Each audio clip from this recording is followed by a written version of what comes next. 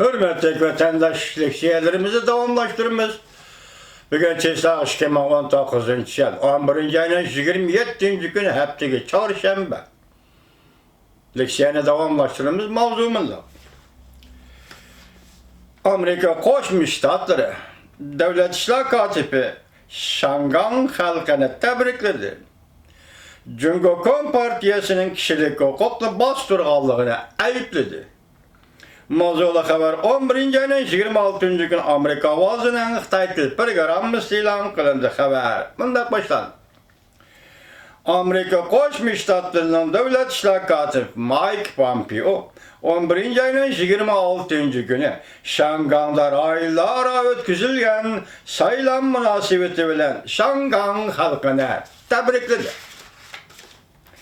Devlet İşler Katibi Mike Pompeo Cumhuriyet Partiyası'nın ismini atap durup bu partiyanın Şinjan'da zor külemde nazarband kılış hareketi başlıqallığını ayıpladı. Devlet İşler Katibi Mike Pompeo Devlet Mahkemesi'de ötküzülgen muhbirlarını kütüveliş yığınında bir qatar halkara mesele üstüde toxtalıp öttü. Cümleden yakında baş kılıngan Şinjan'da kurulgan YGP'leş lagerlarına münasebetlik. Böyle New York vakt gazetede ilan kılınganı emas, ikinci kıtım ilan kılınganı vatandaşlar. Münasebetlik Şinjan öciyetleri ve Şangan rayında ayrılık sayılan merkezi doğrusu da toxtaldı. Devlet İşler Katibi Mike Pompeo mındak dedi. Ben sözde Cumhuriyet Partiyası'dan başlayayım.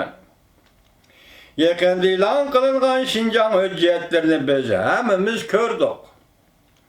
Bu hücciyetler Cumhuriyet Partiyası'nın Şinjan'da Uygurlarını ve başka Müslüman milletlerini rahmetsizlik bilen nazarband kılıp sistemlik bastırıvatqanlığını görüstüpler. Bu dokulat ve özlüksiz köpüyüvatqan paketler ile maskelidir. Cumhuriyet Partiyası'nın nazarband kılıngan bu kişilerini horlavatqanlığını ve kişilik hukuklu depsendi kılıvatqanlığını görüstüp berdi. Biz Cumhuriyet hükümetinin bu nazarband kılıngan barlık mahpuslarını derhal lagerden koyup berişini çakırıp kılımız. Öz devlet fıkralarına korkutuş ve ulağı katlık siyaset yürgüzüş tohtuşun çakırık kılımız. Cumhuriyet Partiyası zərb bir vatkan obyektla Müslümanlarla emas. Yani Hristiyanlar, Tibet Buddistleri, yani başka sallıklar Cumhuriyet Partiyası'nın bastırışıga şıravatıdır. Amerika Koşmuş Ştatları'nın bu yukarıdacılık emeldarı arkadan olaplı sözünü Şangan'a yetkidi.